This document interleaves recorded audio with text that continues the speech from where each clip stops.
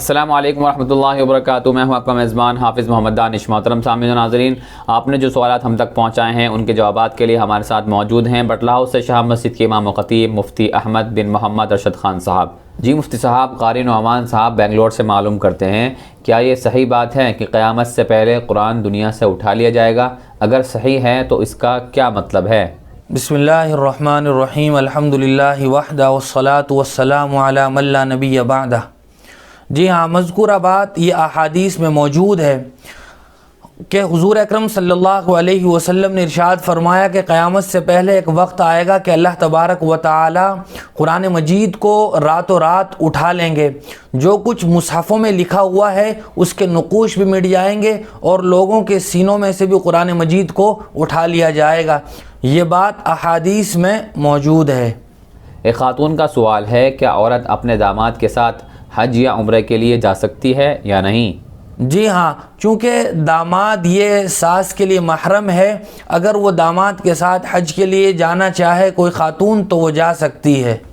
افضل بھائی بٹلہ ہاؤس سے معلوم کرتے ہیں، ایک آدمی بس کا ڈرائیور ہے، روز 100 کلومیٹر آتا جاتا ہے، تو وہ اپنی نماز میں قصر کرے گا یا مکمل؟ جی ہاں، بس کا ڈرائیور یا اسی طرح ٹرین کا ڈرائیور یا اور بھی دوسری گاڑیوں کا ڈرائیور وہ 77 کلومیٹر سے زیادہ کا سفر کرتا ہے تو وہ اپنے سفر میں جب تک سفر میں رہے گا تو وہ مسافر رہے گا، نماز میں قصر کرتا رہے گا۔ لیکن اگر کہیں مقیم امام کے پیچھے جماعت کے ساتھ نماز پڑھے تو پھر بہرحال مکمل نماز پڑھے گا۔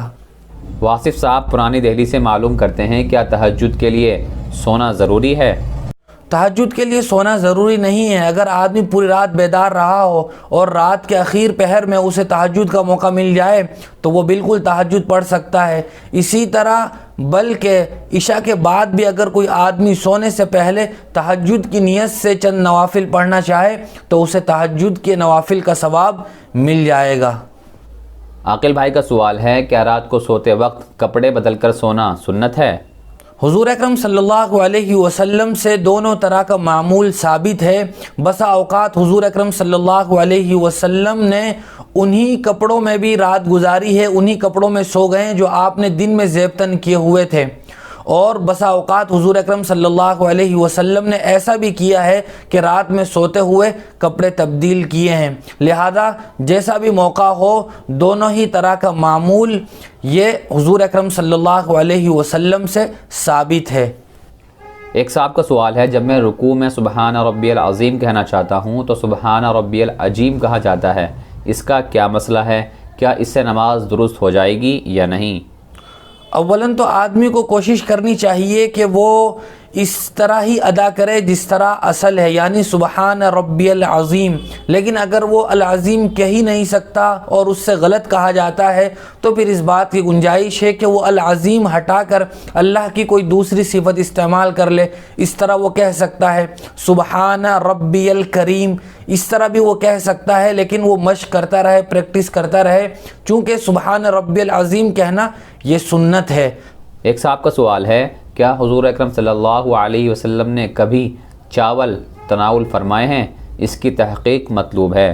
ذخیرہ احادیث میں اس بات کا کہیں تذکرہ نہیں ملتا ہے کہ حضور اکرم صلی اللہ علیہ وسلم نے اپنی زندگی میں چاول کھائے ہوں۔ عام طور سے اس وقت کی جو غذا تھی وہ جو کی روٹی تھی، کبھی کبھار کسی کو آٹا مل جاتا تھا، گیہوں کا آٹا، اس کے علاوہ کھجور یا اسی طرح ستو، پنیر وغیرہ ان کی عام غذا تھی، گوشت تھا۔ چاول اس زمانے میں تھے ہی نہیں، اور نہ ہی احادیث میں اس بات کا تذکرہ ملتا ہے کہ حضور اکرم صلی اللہ علیہ وسلم نے چاول تناول فرمائے ہوں۔ بلکہ بعض کتابوں میں یہ ملتا ہے کہ جب بصرہ شہر آباد ہوا اس وقت صحابہ اکرام میں سے کچھ لوگوں نے اس علاقے میں چاول دیکھے تھے۔ معاذ خان کمنٹ باکس میں معلوم کرتے ہیں، احادیث میں مسواک کی کیا فضیلت آئی ہے؟ اس پر روشنی ڈالیے۔ احادیث میں مسواک کے بہت سارے فضائل بیان کیے گئے ہیں۔ حضور اکرم صلی اللہ علیہ وسلم نے ارشاد فرمایا کہ یہ منہ کی صفائی کا ذریعہ ہے اور اللہ تبارک و تعالیٰ کی رضا اور خوشنودی مسواک سے حاصل ہوتی ہے۔ حضرت عائشہ رضی اللہ تعالی عنہا حضور اکرم صلی اللہ علیہ وسلم کے بارے میں فرماتی ہیں کہ حضور صلی اللہ علیہ وسلم مسواک کا بہت اہتمام فرمایا کرتے تھے. جب گھر میں داخل ہوتے تو مسواک کر کے یا مسواک کرتے ہوئے داخل ہوا کرتے تھے. اسی طرح حضور صلی اللہ علیہ وسلم کی ایک حدیث ہے کہ اگر مجھے اپنی امت کے بارے میں مشقت اور تکلیف کا اندیشہ نہ ہوتا تو ہر نماز میں مسواک کا حکم دیتا.